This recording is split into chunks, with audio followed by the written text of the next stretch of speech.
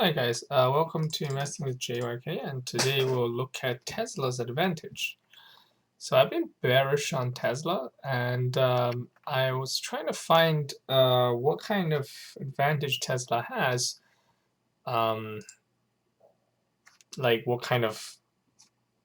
essentially what kind of hole my bear thesis has. So I try to see what their batteries, how their batteries compare with others. So this is a very nice website. You might want to keep this one in mind. It's the EPA's website, and you can search different stuff on different vehicles. So let's take a look. So I found this certification summary information report for GM's Bolt. I found it for Nissan Leaf 2008, the newest one. BMW i3. This is the model. Which model is this?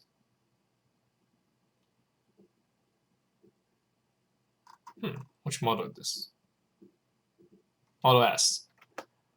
Model S, the Model X, and then Model 3, long range. Okay, so let's see what we have. Let's make them the same size.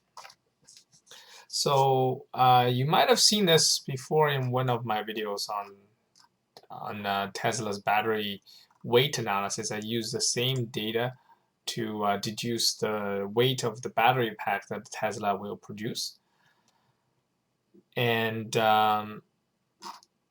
it's this thing here, battery specific energy. So the unit is really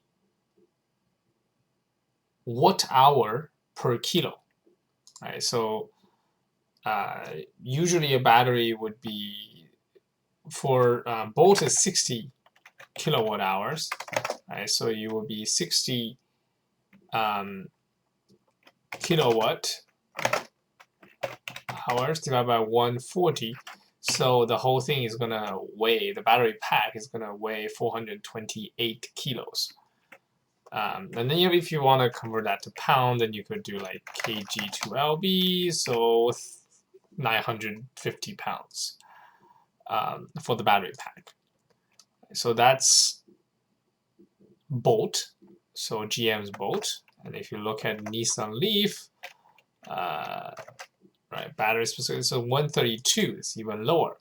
So for the same battery pack, if you were to go to 60, you would be looking at 60 about 132 times 1,000, 454 kilos, kg to lb, 1,002, so 50 pounds more essentially, a little bit more than 50 pounds more. And BMW i3, same deal, 132. That's exactly the same as Nissan Leaf. Mind you, this is battery, not the cell density, right? So, and you will see that later here.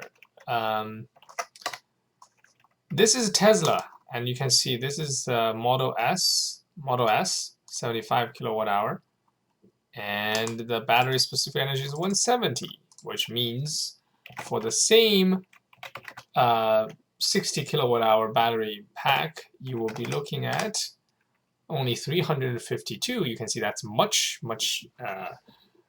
lighter than either the Leaf or the Bolt or anything like that.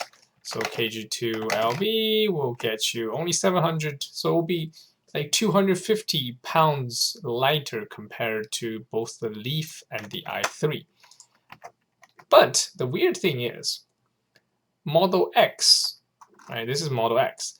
Model X, which came later than Model S, actually has a lower specific energy at 150. So that's somewhat still higher than the Bolt and higher than the i3 and Leaf, but it's kind of weird. But the other thing that you might realize is that Model X 100 P100D is the one that wins all the drag races. So potentially they do need more spacing to dissipate the heat or something like that. I don't quite know, but that's just my conjecture. And if you look at the Model 3, Model 3 is the newest one, and then Tesla was boasting the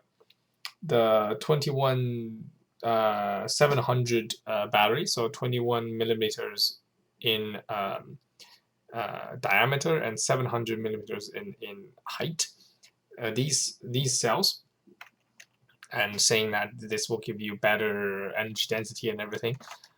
But weird thing is, it doesn't translate into the battery. It doesn't translate into higher energy density in terms of weight on the battery pack level. So at the pack level, it's still 150, same as a Model X.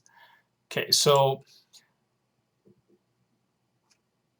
the couple things to take away, I think, is one is, for whatever reason, Tesla's battery packs have a higher energy density, and that is undeniable, and then which will give them weight savings compared to other EVs. And the other thing to take away is doesn't seem to be any like progress, right? So if there was progress, then you should see this going from 150 to 170, maybe to 190 or whatever. But what you see is you got a 170, and then on the same year you got a 150, and then for a newer model you got a 150 again. So I don't quite understand. Yeah, so I don't quite understand what the deal is with their battery energy density. So what I know is that Tesla does not manufacture the battery with their own machines. So what happens is they lease Panasonic's machine and basically build cells, these cylindrical cells with Panasonic's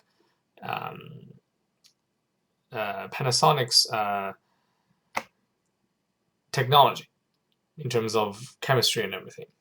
And I have seen studies suggesting that these cells are very good. Like, they have more charge cycles, and then if you look at the chemical composition, they actually use less cobalt, which makes them cheaper. It's NCA. So they use nickel, cobalt, and aluminum instead of the normal MNC. So it's nickel, manganese, and cobalt. So that is something that's very interesting about their cells chemistry.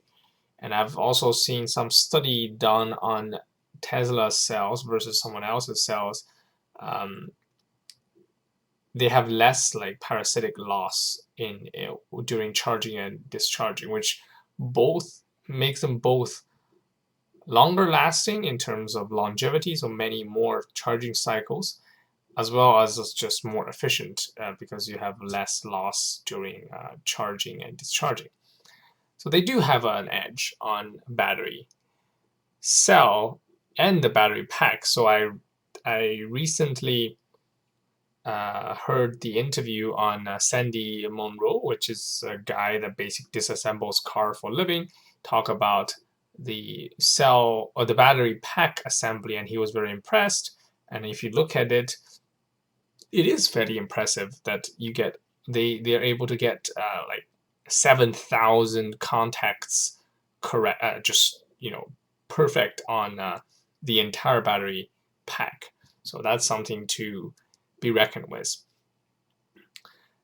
Now, whether we'll get higher energy density in battery in terms of weight in cars like the Jaguar I-Pace or the Porsche Mission E, I don't know.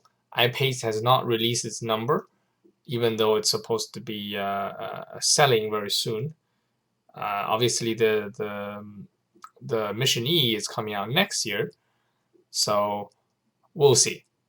Can they breach the 150 level? Maybe they will get to 170, or maybe they will stay at a 130, just like all the other, you know, the Leafs, the Bolts, and the i3s stay at. So that's something to watch, and then that should also play into my decision on whether I should add to my Tesla short position. And hope this is useful. And yeah, so the main thing here, I guess, is just a lot of the government websites are very useful. And if you find this video useful, please click subscribe and, you know, introduce this to your friends, and click like. See you next time.